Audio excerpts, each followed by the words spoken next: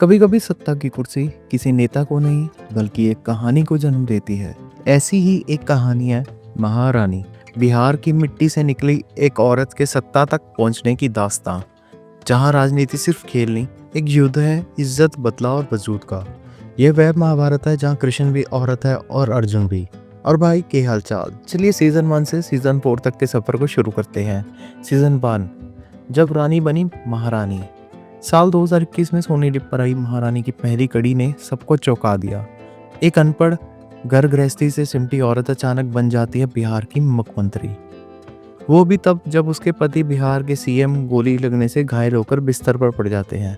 रानी भारती यानी हुमा कुरैशी, जो गाय भैंस संभालने वाली सीधी सादी औरत लगती हैं, अचानक राजनीति के तूफान में फेंक दी जाती है। पहले सीजन में दिखाया गया है कैसे एक औरत जिसके पास ना तजुर्बा है ना तालीम, धीरे धीरे सिस्टम को समझती है और फिर उसी सिस्टम को अपने हिसाब से बदलना शुरू कर देती है। यहाँ सबसे बड़ा कमाल है हुमा कुरैशी की एक्टिंग। वो रानी के भोलेपन से लेकर उसके भीतर उठते सत्ता के जज्बे तक हर रूप दिखा देती है। राजनीति की साजिशें, घोटाले, जातिवाद और मर्द प्रधान समाज, हर परत को कहानी धीरे धीरे उधेड़ती है। अंधेरे बहुत थे पर उम्मीद का दिया अब जल चुका था। लेकिन जहाँ कहानी खत्म लग रही थी वहां से असली खेल शुरू हुआ।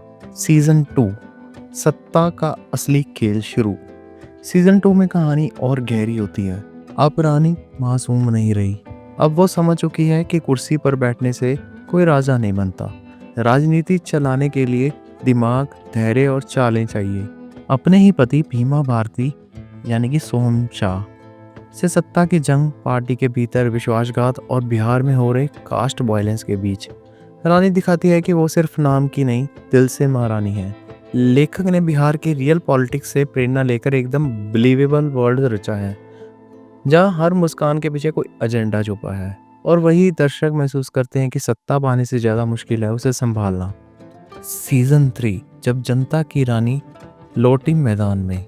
तीसरा सीजन यानी महारानी 3 सबसे मैच्योर और इंटेंस है। अब रानी भारती पूरी तरह लीडर बन चुकी है। वो जनता की आवाज़ भी है और सिस्टम के लिए चुनौती भी।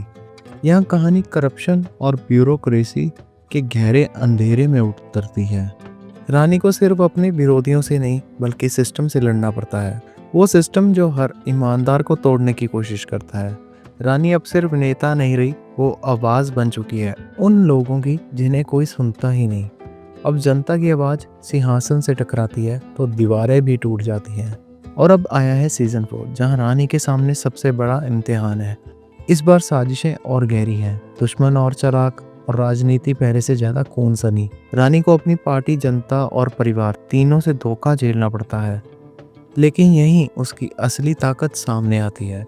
वह अब सिर्फ बिहार की महारानी नहीं बल्कि अपने वजूद की रक्षा में खड़ी एक योद्धा बन जाती है। यह सीजन पेस में थोड़ा स्लो है लेकिन इमोशनली सबसे सेटिस्फाइंग। हर एपिसोड रानी के भीतर चल रहे तूफान को महसूस करवाता है। क्लाइमैक्स में जो मोड़ आता है वो कहानी को एक मजबूत और सिंबॉलिक अंत देता है। राजनीति में औरत का होना किसी को मंजूर नहीं, लेकिन अगर वो डट जाए तो पूरा सिस्टम उसके आगे झुक जाता है। हार का डर उसे छूता नहीं क्योंकि वह उस मिट्टी से बनी थी जो झुकना जानती ही नहीं। 4 साल की राजनीति अब आखिरी रणभूमि में बदल चुकी है। सुभाष कपूर की डायरेक्शन हमेशा की तरह ग्राउंडेड है। बैकग्राउंड स्कोर बिहार के माहौल को दर्शाता है। डायलॉग शार्प हैं, कई तो सीधा पॉलिटिक्स की सच्चाई पर वार करते हैं। अगर ओवरऑल बात करूं क्यों देखनी चाहिए महारानी, तो सिर्फ ये एक वेब सीरीज नहीं बल्कि भारतीय राजनीति में औरत की जगह पर एक बोल्ड स्टेटमेंट है। रानी भारती हर उस औरत की आवाज़ है जिसे अंडर एस्टिमेट किया गया है और जिसने दुनिया को चौंका दिया। ये उस जिद की कहानी है जिसे औरत कहकर दुनिया ने कम आंका और उसने दुनिया को बदल दिया। सीजन 1 से 4 तक हम देखते हैं एक औरत का कंप्लीट ट्रांसफॉर्मेशन, गांव की बोली वाली राजनीति से लेकर सबसे ताकतवर औरत बनने का सफर।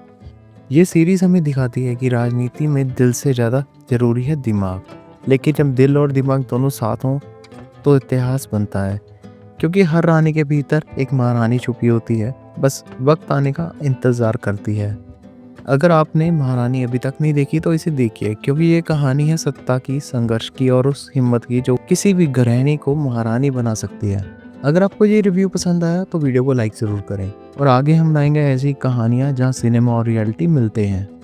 धन्यवाद।